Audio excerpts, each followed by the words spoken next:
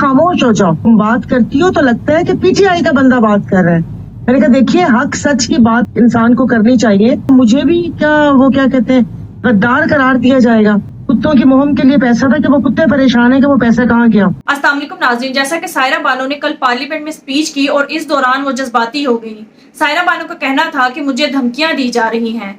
आज शो में एंकर शाजिया ने उनसे पूछा कि आपको कौन धमकियां दे रहा है। इस पर सायरा बानो ने खुलकर बात की। आइए पहले उनकी गुफ्तगू सुनते हैं, फिर इस पर बात करते हैं। सायरा बानो साहिबा, आजकल आप हमें बड़ी एक्टिव नजर आ रही हैं। जो रोल राजा रियाज से हम तवक्को करते थे या उनका होना चाहिए एज एन ऑपोजिशन लीडर, जो चीजें जो सवालात आप उठाती हैं उनको उठाने चाहिए, लेकिन वो ऐसा नहीं कर रहे हैं। आपकी जो बजट तकरीर थी बड़ी इमोशनल थी। आपने कहा कि अब तो बोलने का भी दिल नहीं करता। कोई डर है, खौफ है, धमकियां आपको मिल रही हैं, जिसका जिक्र भी आपने किया? मुझे एतराज इन लोगों पे था कि जो असेंबली में बैठे हुए जो हमारे साथी हैं, वही हर बात के ऊपर, या आई एम सॉरी आपके मीडिया में से भी कुछ जिन लोगों के साथ थोड़ा अच्छा ताल्लुक है, तो वो मैं पिछले 20-25 दिन से ये सब सुन के मेरे कान पक गए थे कि तो मैंने उनको यही कहा था कि जिस वक्त आप लोगों की तो वो कहते हैं ना कैंपेन में दीवारों पर लिखा हुआ देखा है बचपन से कि नडर, बेबाक और दलेर की आदत,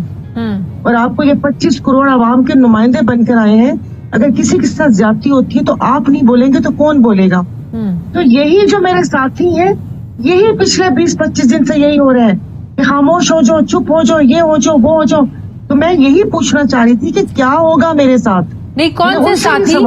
हुकूमत की तरफ के लोग या आपकी अपनी पार्टी के साथी? कुछ हुकूमत के ज़ाहिर जिनके साथ है उठना बैठना, और ये जो कुछ हमारे अपोजिशन में बैठते हैं, यानी कि वो कहते हैं कि कान पक गए थे मेरे कि अभी कल की बात है कि कल आके हम आपको एक मुझे कहा गया कि एक बहुत मुखलिसाना मशवरा दे रहे हैं। तो मैंने उनसे ये पूछा, मैंने कहा मुझे मुखलिसाना मशवरा तो दे रहे हो, इसकी मुझे कोई थोड़ी सी तफसील भी बता दो कि कोई मुझे क्या कहेगा या क्या करेगा। मुखलिसाना मशवरा था क्या और किसकी तरफ से था? हुकूमत की तरफ से था या आपकी अपनी पार्टी के किसी बंदे की तरफ से था? मेरी पार्टी की तरफ से, जो हम लोग अपोजिशन लॉबी में बैठते हैं उनकी तरफ से मुखलिसाना मशवरा ये था कि खामोश हो जाओ, तुम बात करती हो तो लगता है कि पीटीआई का बंदा बात कर रहा है। मैंने कहा देखिए, हक सच की बात इंसान को करनी चाहिए, और अगर किस किस्म के हालात हैं, अभी तो उन हालात पर कोई बात ही नहीं हुई। तो उस वक्त मेरी यही बात थी कि अगर मैं उसके ऊपर जैसे सवाल उठ रहे हैं, अगर मैं उठाऊंगी तो क्या मुझे भी वो क्या कहते हैं, गद्दार करार दिया जाएगा। सवाल मेरा बेसिकली ये था, और फिर बस ज़ाहिर थोड़ा जज्बाती इसलिए हो गई, इसलिए कि मैं जो खवातीन, मैं बरमला नाम लूंगी, आलिया हमजा मलिक के घर में जो हुआ, और मैं गई हूँ, और जिस तरीके से जिस ट्रॉमा से उनकी घर वाले गुजर रहे हैं, कि भाई अगर कसूर उसका था, गलती थी ना, गुनाह तो नहीं था ना, घर वालों का क्या कसूर? जो आपसे मैं बात कर रही हूँ वो तो नहीं होना चाहिए था। राजा रियाज साहब सिर्फ उनके नाम के साथ ऑपोजिशन लीडर लगता है, उनका रोल ऑपोजिशन लीडर्स वाला क्यों नहीं है? क्या कह सकती हूँ मैं?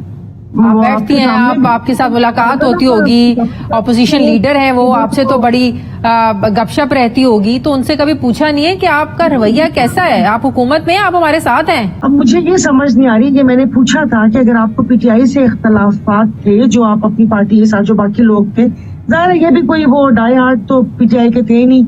अब आपको पता भी है कि क्या सिनेरियो बना था, और ये लोग जिस तरह वो आए थे, तो वो क्या कह सकती हूँ। इलेक्शंस के हवाले से बताएं कि इलेक्शंस के हवाले से हमारे सियासतदानों की क्या सोच है, ऑपोजिशन की क्या सोच है? ये बातें तो ऑपोजिशन राजा रियाज साहब की तरफ से आनी चाहिए जल्द इलेक्शन की, लेकिन अब तो हुकूमत के जो इत्तेहादी उनको जल्दी पड़ गई है। बिलावल भुट्टो साहब कह रहे हैं कि इलेक्शन के मैदान में अब आना चाहिए, वो उनके कुछ अपनी रिजर्वेशन शुरू हो गई हैं, उनके अपने लड़ाई झगड़े खुलकर सामने आना शुरू हो गए हैं, बजट पर वोट न देने की धमकियां लगाना शुरू हो गए हैं। ये जो इत्तेहाद था, ये तो जो भी पार्टीज है, जो मेन 3-4 पार्टीज हैं, वो तो आपस में उनका फितरी इत्तेहाद है ही नहीं। आज तो वो ख्वाजा इजहारुल हसन ने भी शायद कुछ इस किस्म का बयान दिया है कि क्या कहते हैं कि वो कुत्तों की मुहिम के लिए पैसा था कि वो कुत्ते परेशान है कि वो पैसा कहाँ गया।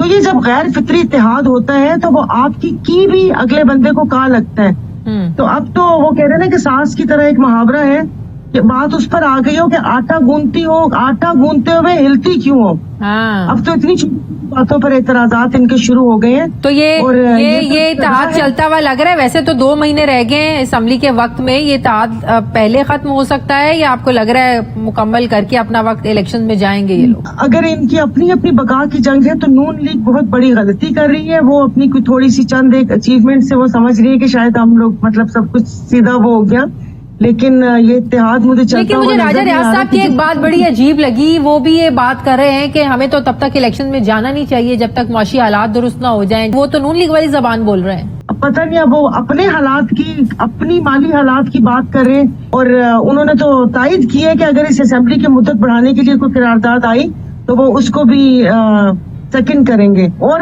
पीपल्स पार्टी का तो ये है ना कि पीपल्स पार्टी के पास तो अब जो नून लीग वाले कहते हैं कि जी उनके पास सिंध है, और उससे एक ट्वीट आती है नासिर शाह साहब की कि अगला वजीर आजम बिलावल भुट्टो, और दूसरी ट्वीट आती है हिना परवेज भट्ट की कि अगली वजीर आजम मरियम नवाज। तो ये सवाल तो वो होता ही नहीं कि इनके इत्तेहाद चलेगा नहीं चलेगा, जब हर कोई अपना अपना वजीर आजम बनवाना चाहता है। तहरीके इस्तेहकाम पार्टी का क्या मुस्तकबिल लग रहा है आपको? तहरीके इस्तेहकाम पाकिस्तान पार्टी अभी नई पार्टी है ना, जुबान पे नाम ही नहीं ठहर रहा है। इस्तेहकाम पाकिस्तान पार्टी, वो तहरीके इंसाफ से लोग भी तो तहरीके इंसाफ के है ना उसमें, तो भी नई पार्टी है, जुबान पे चढ़ते चढ़ते और टाइम लगेगा एडजस्टमेंट में।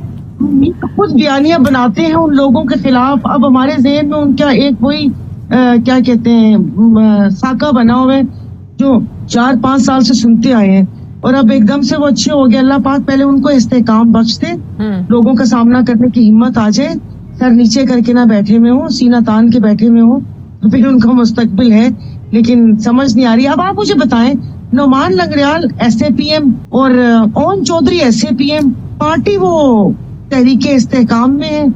इस्तेहकाम पार्टी जो है फिर मेरे से भी तहरीके देखा टमक लगेगा, लेकिन नाम तो बदला है। ये तो मैंने भी कहा, चेहरे तो वही हैं लेकिन नाम तो बदला। तहरीके इंसाफ के नाम से तो पार्टी नहीं वो लॉन्च कर सकते थे ना। ये पाकिस्तान की सियासत है, यहाँ पर कुछ भी हो सकता है। आप ये बताएं कि चौधरी परवेज इलाही साहब, जब आप लोग तहरीके इंसाफ की हुकूमत के इत्तेहादी थे, आपके वो इत्तेहादी थे पंजाब में भी, तो वो उनके साथ जो सलूक हो रहा है इस पर आप लोगों की तरफ से कोई आवाज नहीं उठाई जा रही है? बहुत बुरा वो है। एक खानदान, इनके खानदान की तो मिसालें देते थे, इनकी रवादारी की, इनकी मोहब्बत की सारी। वो तो अब मुझे बताए ना कि जब घर के दरवाजे और ये भी टूटे हुए थे और वो मुस्कुराए भी हैं वजाहत साहब, और बड़ा मजे का देखे ब्यूरो चीफ को देख के मुस्कुराए थे, तो ये नहीं होना चाहिए था। नाज़रीन, हकीकत तो ये है कि हमें सारी जिंदगी ये सिखाया जाता है, बताया जाता है कि बहादुरी से काम लेना चाहिए, सच बोलना चाहिए।